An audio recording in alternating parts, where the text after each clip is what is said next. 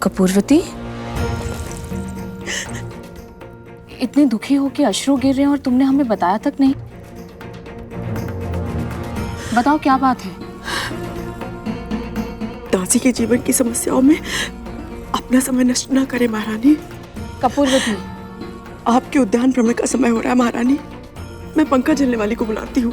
केवल दासी नहीं हो तुम, हमारी बहन जैसी हो, और तुम जानती हो कि हम तुम्हें ऐसी अवस्था में नहीं देख सकते हैं। बताओ ऐसा कौन सा दुख है जो तुम्हें भीतर ही भीतर खाया जा रहा है? यदि हमारे सामर्थ्य में होगा तो हम तुम्हारा दुख अवश्य दूर करेंगे। जो मैं चाहती हूँ महारानी वो संभव नहीं है। वो सब हम पर छोड़ दो, केवल अपने मन की बात बताओ। दीदी, बचपन से ही मैंने एक स्वप्न देखा है। मेरा विवाह किसी राजा से हो और मैं उनकी रानी बनूं। जन्म के बाद से जो कष्ट मैंने सहे, मैं नहीं चाहती कि उनकी छाया भी मेरी संतानों के भाग्य पर पड़े। और इसके लिए मैंने बहुत कुछ सहा, बहुत कुछ सीखा। हर ढंग से अपने आप को किसी राजा के योग्य बनाने का प्रयास किया है मैंने, किंतु मेरे भाग्य ने मेरे परिश्रम को पारिश्रमिक दिया ही नहीं। मैं सेविका बनकर ही रह गई। मेरा एकमात्र स्वप्न अधूरा रह गया, अधूरा रह गया। हमारे रहते ऐसा कभी नहीं होगा। हृदय से बहन माना है तुम्हें, और प्रथा के अनुसार दो बहनों का विवाह एक ही पुरुष के साथ हो सकता है।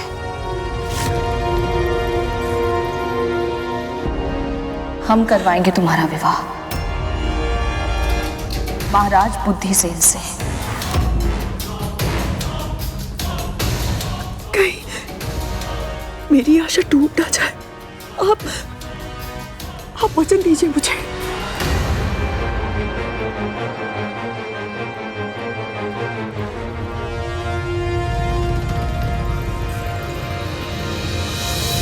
वचन देते हैं हम तुम्हें,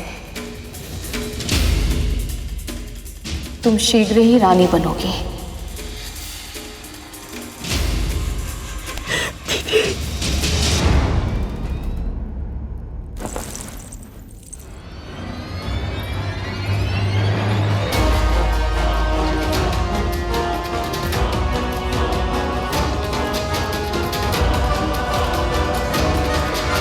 आप ऐसा सोच भी कैसे सकती हैं महारानी?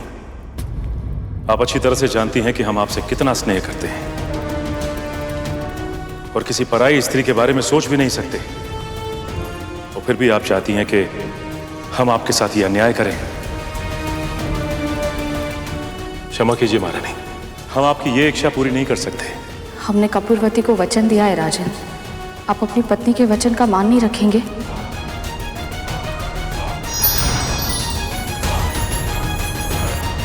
देवी कपूरवती का स्वभाव तो बिल्कुल माता कद्रू की तरह है, जो अपने हित के लिए किसी का भी अहित कर सकती है। तो राजा बुद्धिसेन से विवाह करने के बाद कपूरवती जब रानी बन गई तो क्या हुआ? फिर वही हुआ जिसका राजा और मंत्री दोनों को भय था।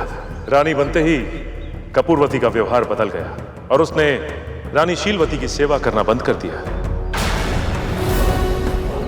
तो क्या ऐसे अचानक आए बदलाव से रानी शीलवती को बुरा नहीं लगा पिताजी? उनका हृदय तो बहुत दुखी हुआ होगा ना? रानी शीलवती धैर्यवान महिला थी पुत्र। उन्होंने ये सोचकर संतोष कर लिया कि भला एक रानी दूसरी रानी की सेवा कैसे करेगी। और धीरे धीरे समय बीता और दोनों रानियां गर्भवती हो गई।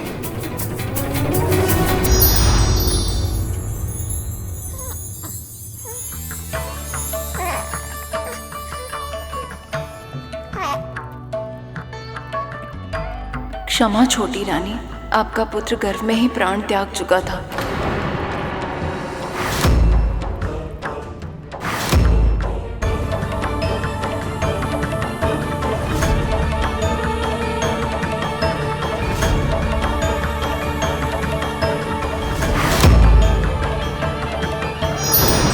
मैंने पहले भी कहा था कि माता पिता के बुरे कर्मों का फल उनकी संतानों को भुगतना पड़ता है। इनके साथ भी वैसा ही हुआ। रानी शीलवती के गर्भ से एक के बाद एक स्वस्थ पुत्र जन्म लेते रहे और कपूरवती बार बार मृत संतानों की मां बनती रही। पर इतना सब होने के बाद भी उसे अपनी भूल का आभास नहीं हुआ और समय का चक्र अपनी गति से घूमता रहा। कपूरवती के मन में ईर्ष्या की भावना और प्रबल होती गई और धीरे धीरे कितने वर्ष बीत गए और रानी शीलवती के पुत्र सुंदर नवयुवक बन चुके थे और कपूरवती के भीतर की अच्छाई उसकी बुराई के सामने पूरी तरह हार चुकी थी। एक दिन जब जीवित पुत्री का व्रत था, उसने एक भीषण षड्यंत्र रचा।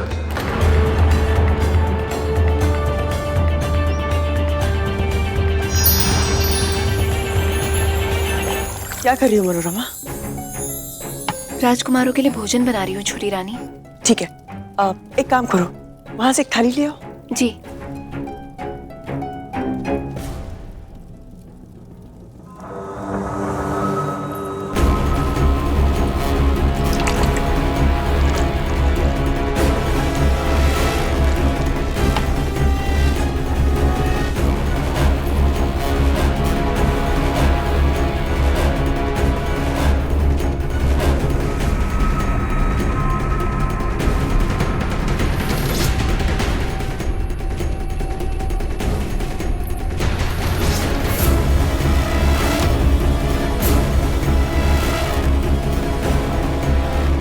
राजकुमार, क्या हुआ राजकुमार? कोई अतिशीघ्र राजवैद्य को बुलाइए, कोई राजन को सूचना दीजिए।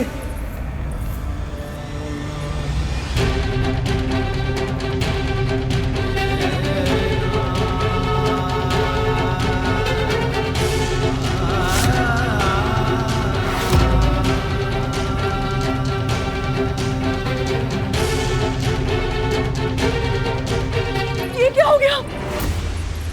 मेरे पुत्र राजकुमार, आप सब हमें ऐसे छोड़ के नहीं जा सकते। दीदी, जब उन्हें पता चलेगा तो कैसे संभालेंगी वो अपने आप को? किंतु क्या करें, सूचना तो देनी होगी ना।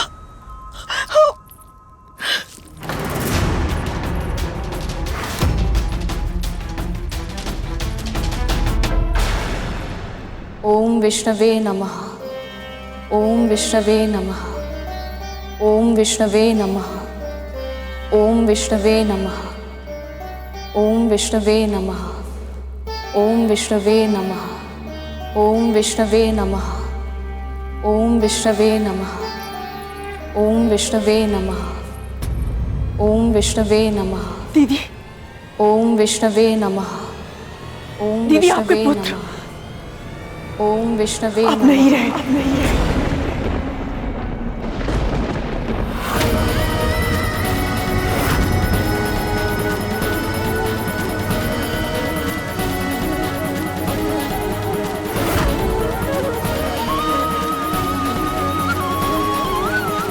ओम विष्णवे नमः।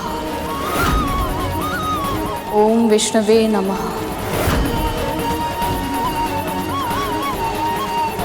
दीदी, आप सुन रही है ना? हमारे राज्य का भविष्य, चारों राजकुमार हमें छोड़कर चले गए। ओम विष्णवे नमः। मृत्यु हो गई है उनकी। ओम विष्णवे नमः। ओम विष्णवे नमः।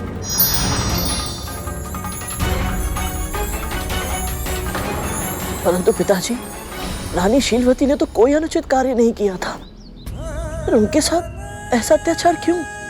तुम्हारी तरह ये प्रश्न अनेक व्यक्तियों के मन में आता है। उन सभी को लगता है कि वो तो धर्म के अनुसार ही आचरण करते, सबके साथ अच्छा व्यवहार करते, तो फिर उनके साथ अनुचित क्यों होता है? किसी भी वस्तु को पाने के लिए उन्हें दूसरों की तुलना में अधिक श्रम क्यों करना पड़ता है? ऐसी स्थिति में उनके सामने दो ही विकल्प होते हैं, या वो अपना अच्छाई का कठिन मार्ग छोड़कर आसान मार्ग चुन लें,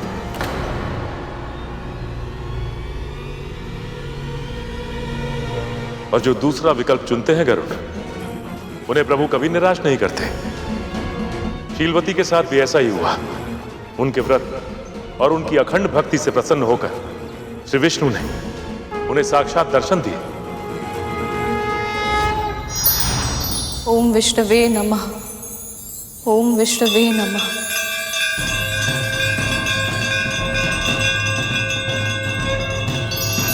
ओम विष्णुवे नमः।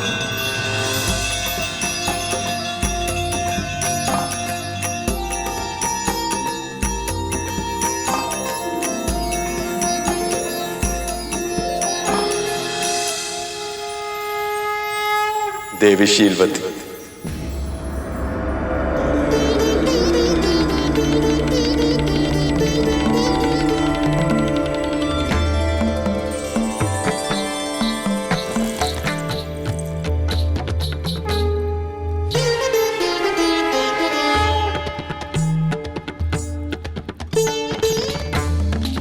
जीवित पुत्रिका व्रत के प्रति तुम्हारी अटूट निष्ठा देखकर मैं प्रसन्न हूं।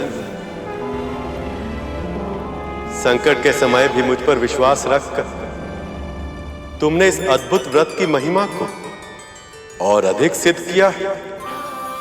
इसी का परिणाम कि तुम्हारे सभी पुत्र पुनः जीवित होंगे और दीर्घायु होंगे।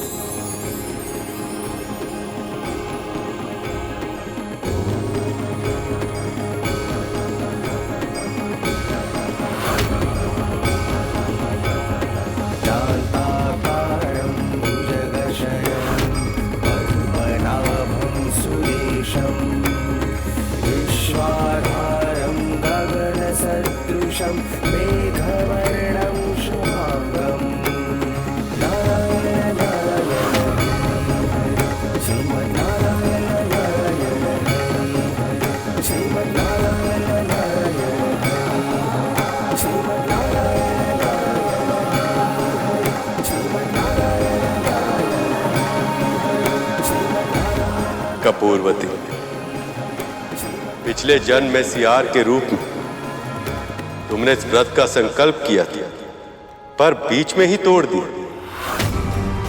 उसी का परिणाम था कि तुम्हें मनुष्य योनि तो मिली, किंतु तुम्हारा जन्म निर्धन अवस्था में हुआ।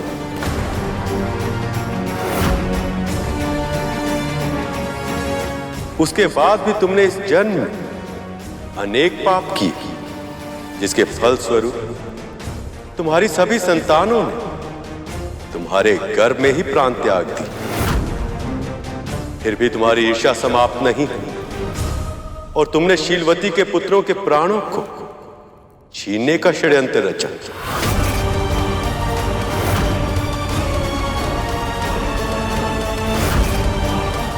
किंतु उनके मातृत्व की शक्ति के कारण तुम्हारा यह षड्यंत्र असफल हुआ।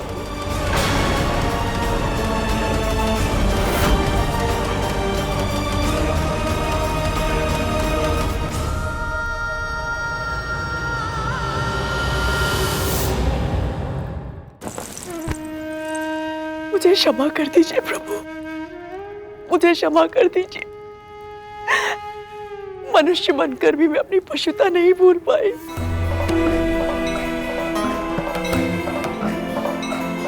जिसने मेरा जीवन संवारा, मैंने उसी की गोद उजाड़नी चाहिए। बहुत बड़ा अपराध हो गया मुझसे। क्षमा कर दीजिए प्रभु, क्षमा कर दीजिए। सच्चे हृदय से किया गया पश्चाताप ही तुम्हें तुम्हारे पापों के बोझ से मुक्त कर सकता है। अब से अपना संपूर्ण जीवन धर्म के मार्ग को समर्पित कर तुम्हारा कल्याण होगा।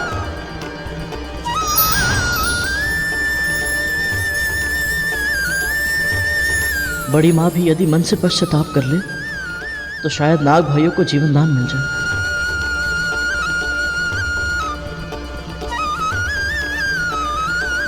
पिताजी की इस कथा ने मुझे इतना मोहित किया है कि मुझे इसके पात्र अपने लगने लगे हैं। स्वामी, मुझे भी जीवित पुत्र का व्रत करना है। मुझे विधि बताइए आप।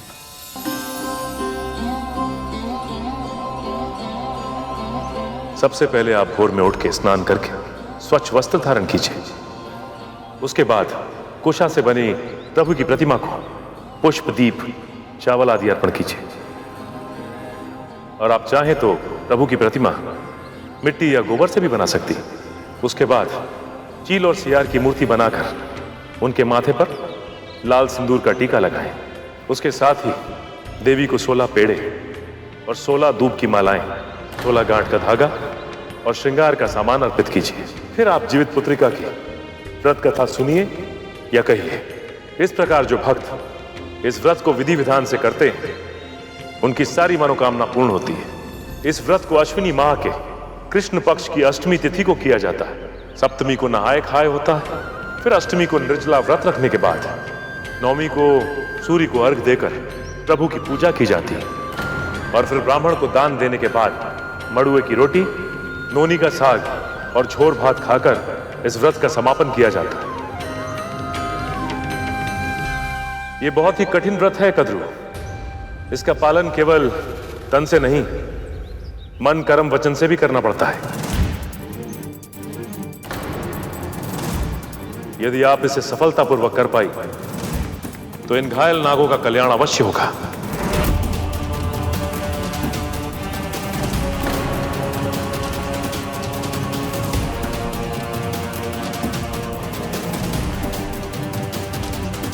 मैंने ये व्रत कभी किया नहीं है। मुझे भय लग रहा है कि मुझसे कहीं कोई भूल ना हो जाए।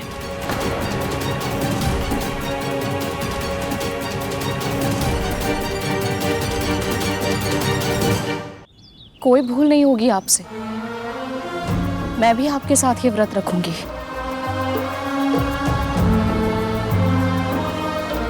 जब दोनों माहें साथ में प्रार्थना करेंगी तो नारायण कृपा अवश्य करेंगे। आप दोनों व्रत पर ध्यान केंद्रित कीजिए। पूजा की सामग्री मैं इकट्ठी करता हूँ। जब तक आपका व्रत चलेगा तब तक हम अपने भाइयों की रक्षा करेंगे माँ। जी माँ, हम अपने भाइयों का ध्यान रखेंगे।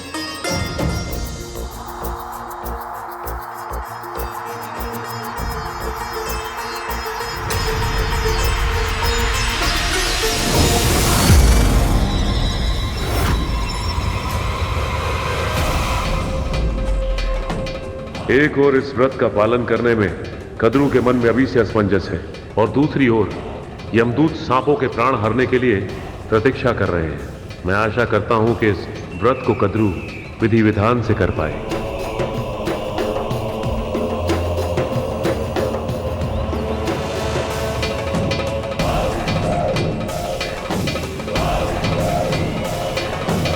पिताश्री वहां क्या देख रहे हैं? मुझे कुछ दिखाई नहीं दे रहा। मुझे जाना होगा।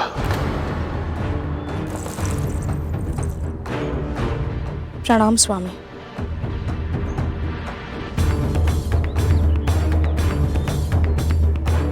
विंता, आपसे हमें आवश्यक चर्चा करनी है।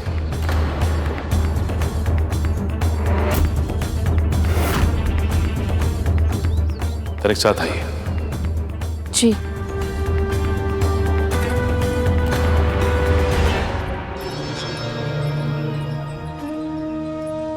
विंता, गरुड़ एक महत्वपूर्ण बालक है। उसका जन्म एक बड़े उद्देश्य के लिए हुआ है। अब उसका दायित्व और भी बढ़ने वाला है। इसलिए ये आपको निश्चित करना है कि वो कर्म और परिवार दोनों के बीच में संतुलन बना पाए, क्योंकि अब शीघ्र ही गरुड़ को एक बहुत महत्वपूर्ण कार्य सौंपा जाएगा। कौन सा कार्य स्वामी? प्रभु विष्णु और मां लक्ष्मी को मिलाने का कार्य।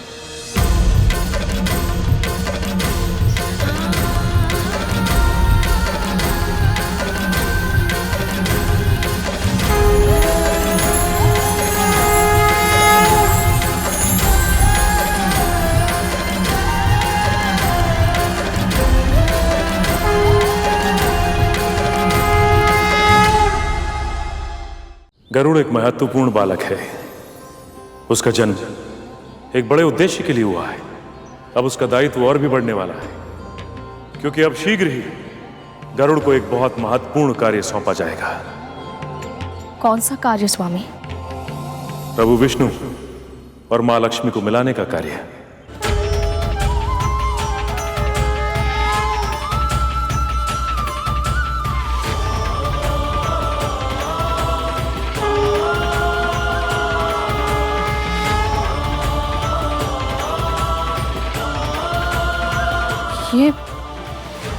ये तो अकल्पनीय है। ये इच्छा गरुड़ ने स्वयं प्रकट की थी कि वो विष्णु और लक्ष्मी के मिलन में सहयोग दे पाए। भैया, क्या कोई ऐसा उपाय है जिससे मैं इन दोनों को फिर से एक कर पाऊं? यदि वैकुंठ में सच्चे हृदय से इच्छा व्यक्त की जाए तो अवश्य पूरी होती है। शीघ्र ही लक्ष्मी जी को वापस लाने के लिए समुद्र मंथन किया जाएगा और गरुड़ को उसमें अपना योगदान देना होगा।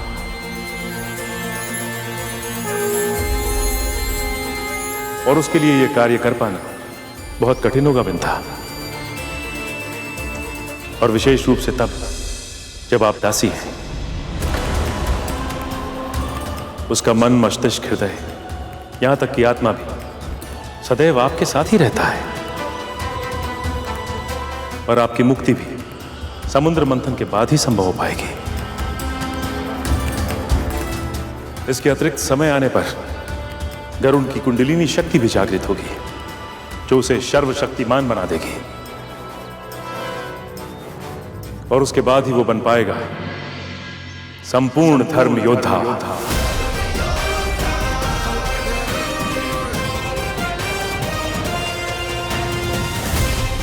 मैं समझ गई स्वामी। सृष्टि के जिन उद्देश्यों के लिए मेरे पुत्र का जन्म हुआ है, उसे उन सभी के योग्य बनाने के लिए जो आवश्यक होगा मैं सब करूंगी।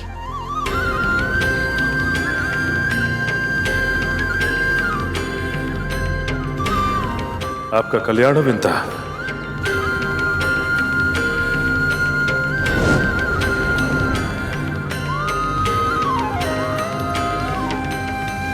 गरुड़ कहाँ गया ये?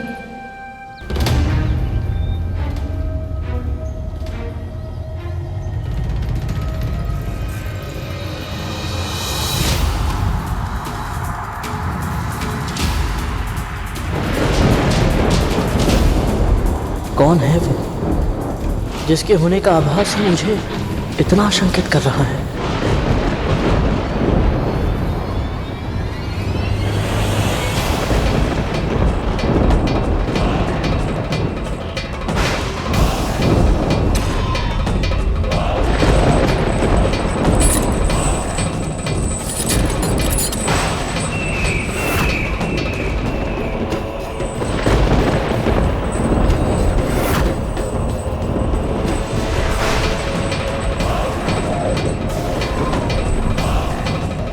कौन है ये रहस्यमयी छाया और यहाँ इनकी उपस्थिति का क्या कारण है?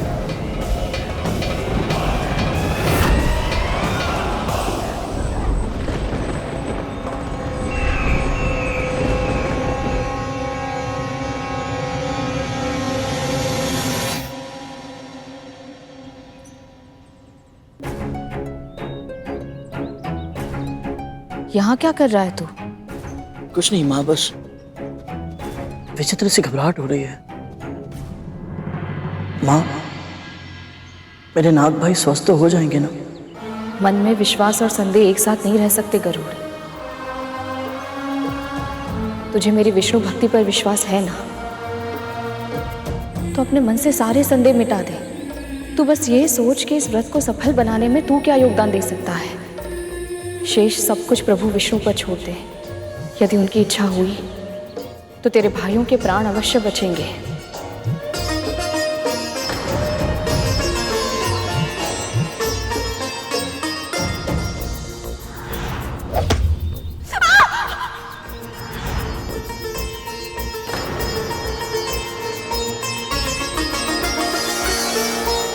माँ, मेरे कारण आपको बहुत कष्ट हो रहे हैं ना? उन अभागों के कष्ट की तुलना में मेरा कष्ट कुछ भी नहीं है गरुड़।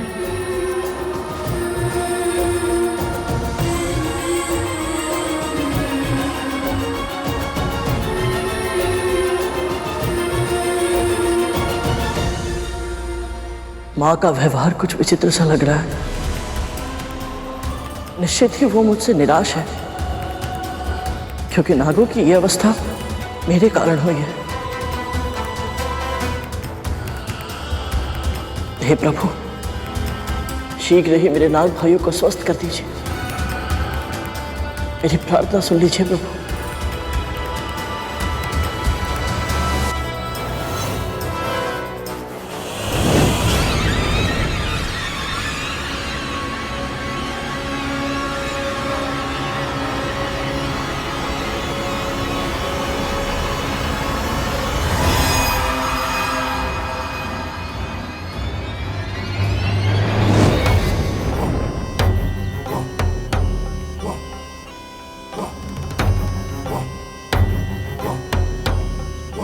इस बार संकट में केवल ये नहीं है, बल्कि पूरा महल दुख की काली छाया से घिर चुका है।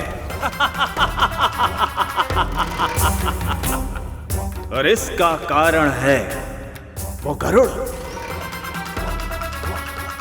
मुझे शीघ्र ही ये सूचना माता को देनी होगी।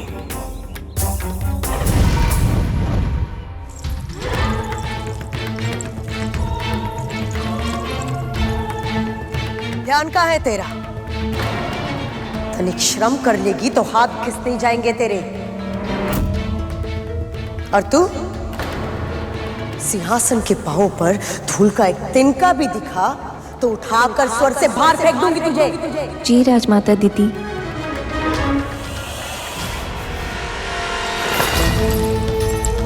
इतने वर्षों तक हमने देवराज इंद्र के लिए सिंहासन को स्वच्छ किया है, परंतु उनसे भी कभी ऐसे वचन सुनने को नहीं मिले और कभी सुन भी नहीं पाएंगे।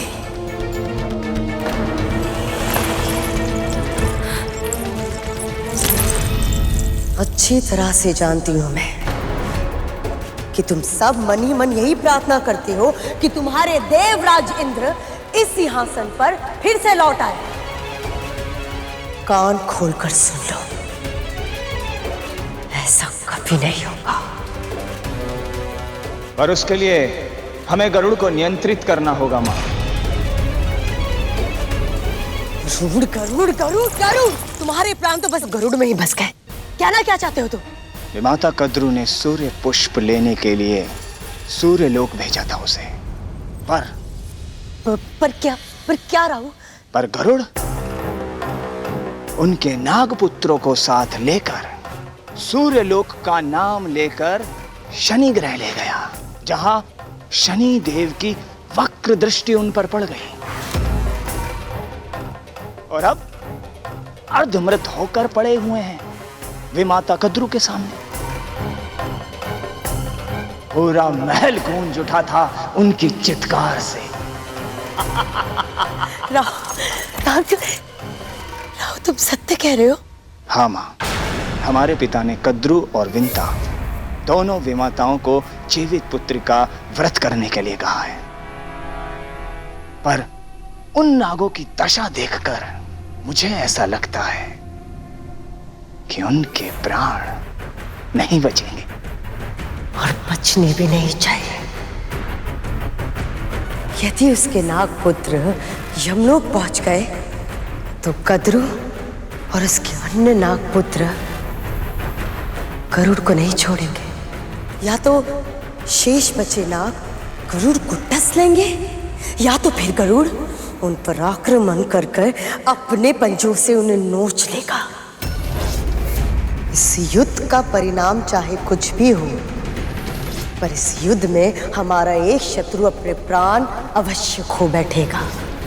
और ऐसा ही हो, इसके लिए मुझे निश्चित करना होगा कि विंता और कद्रू का जीवित पुत्र का व्रत सफल ना हो। उसके अर्धमृत नाग पूर्ण रूप से मृत हो जाए।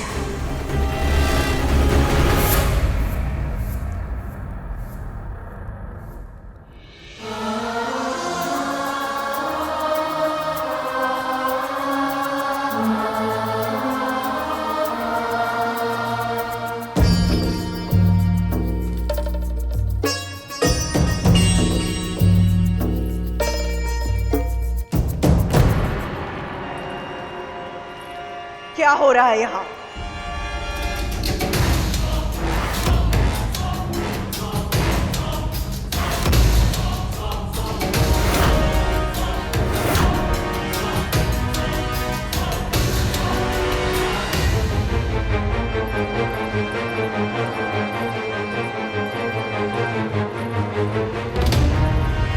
मुझे लगा धृत कुमारी का ये लेप इनकी जलन में सुधार लाएगा। कितने निर्लज तुम दोनों महापुत्र। पहले स्वयं घाव दिए, अब उन्हीं घाव पर स्वयं लेप भी लगा रहे हो। और क्या होगा इस लेप से? इनके घाव देखे, त्वचा जलकर अस्थियों में चिपक चुकी है इनकी। संभाले अपने आप को माँ। यदि आप साहस नहीं करेंगे तो हम सब क्या करेंगे? जी माँ, हमारे अन्य भाई भी बहुत भयभीत हैं। हमें आशावान रहना पड़ेगा। हम दुर्बल नहीं हो सकते। सही कहा तुम दोनों ने। मैं भी जानती हूँ संकट के समय दुर्बलता और भी बड़े संकट का कारण बन सकती है। क्या करूं मैं? जब से तुम सबने जन्म लिया है, इस कक्ष में मैंने चहल पहल, हास प्रतिहास के स्वर ही सुने हैं। किंतु आज ये सन्नाटा मेरे कानों को भेद रहा है। और ये शांति किसी अपशगुन की तरह लग रही है मुझे।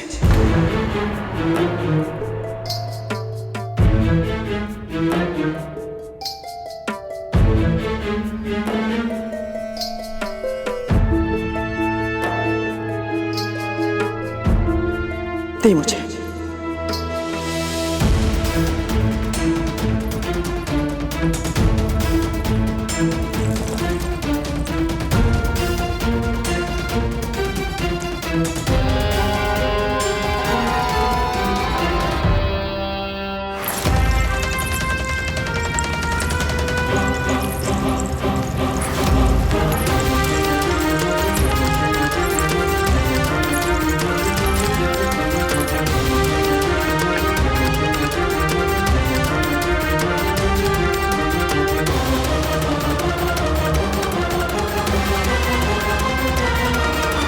कद्रू, कद्रू कहाँ हो तुम? अरे पुकार तो दो, वरना इतने बड़े महल में तुम्हें ढूंढते ढूंढते यही सुबह से संध्या हो जाएगी। कोई माँ से सीखे, कितना अच्छा अभिनय कर रही हैं, जैसे इन्हें कुछ पता ही नहीं है। कद्रू, कद्रू कहाँ हो तुम? कद्रू तुम तो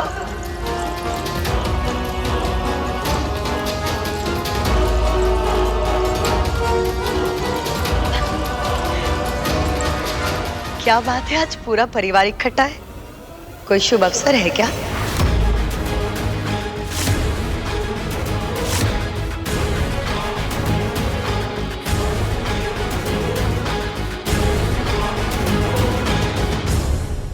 तुम यहाँ अचानक कैसे? कद्रू, मैं जब भी आती हूँ तुम मुझसे यही सवाल करती हो। अब तुम ही मुझे बताओ, क्या एक बहन दूसरी बहन से मिलने नहीं आ सकती? और तुम्हें तो मेरा स्वभाव अभी तक पता चल जाना चाहिए कि संकट और दीदी बताकर नहीं आते।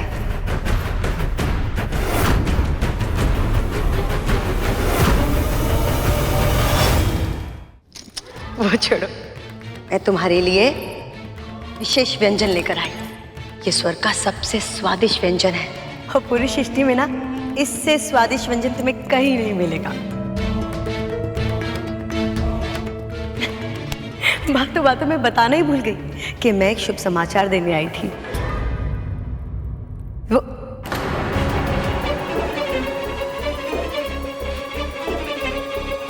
मैंने कुछ अनुचित कह दिया क्या कद्रू? नहीं ना? इतनी शांति क्यों है?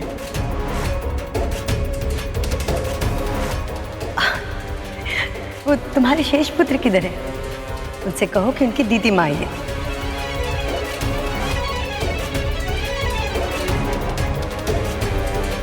अच्छा छोड़ो, मैं ही पुकार लेती हूँ। उमर,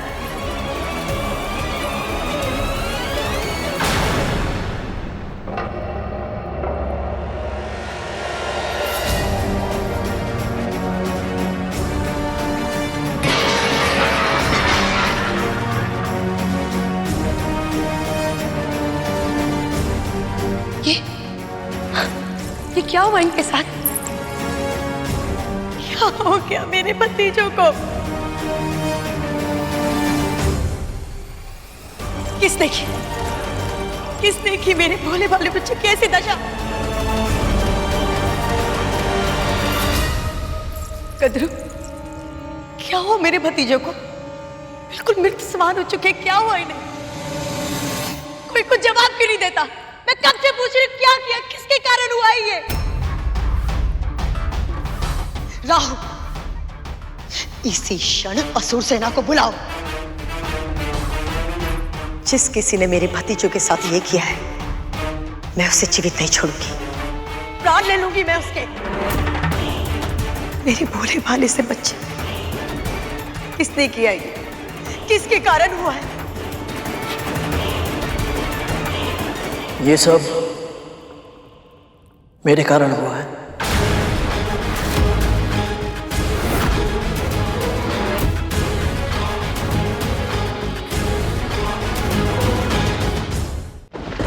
तेरे कारण? एक दास होकर तूने अपने स्वामियों पर आक्रमण किया? साहस कैसे हुआ तेरा?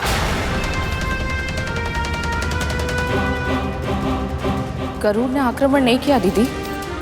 अगर इसने नहीं किया तो किसने किया? इनकी ये दशा कैसे हुई? रक्षक कालिया, क्या कर रहे थे तुम? अपने भाई की सुरक्षा नहीं कर सकते थे? तिथि माँ, वो हम दोनों। मैंने गरुड़ को सूर्य लोक भेजा था सूर्य पुष्प लाने के लिए।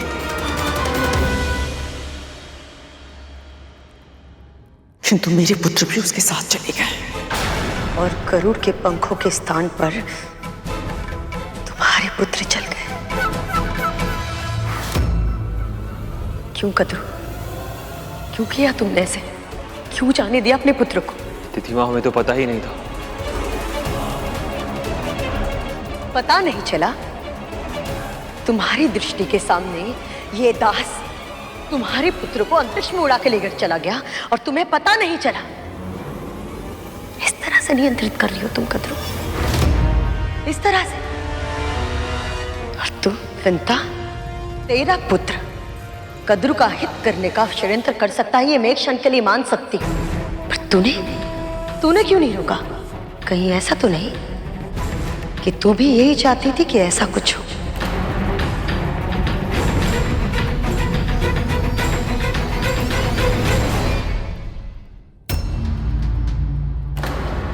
नहीं, मां ऐसा सोच भी नहीं सकती।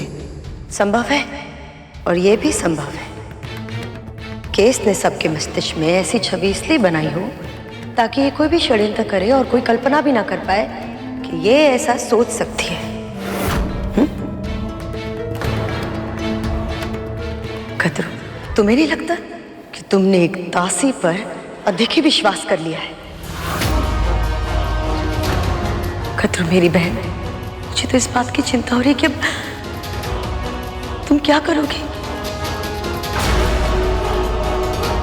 तुम्हारे पुत्र को देखो, मुझे तो भाई लग रहा है कि ये जीवित भी हो पाएंगे या नहीं। दीदी,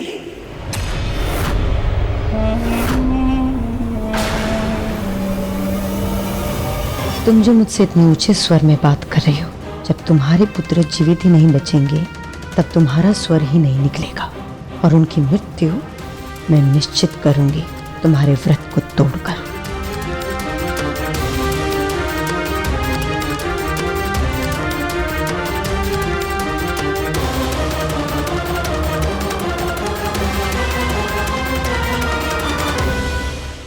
पक्षीराज गरुड़ के साहस भरे कारनामे देखने के लिए चैनल को सब्सक्राइब करें और साथ ही बेल आइकॉन दबाना न भूलें।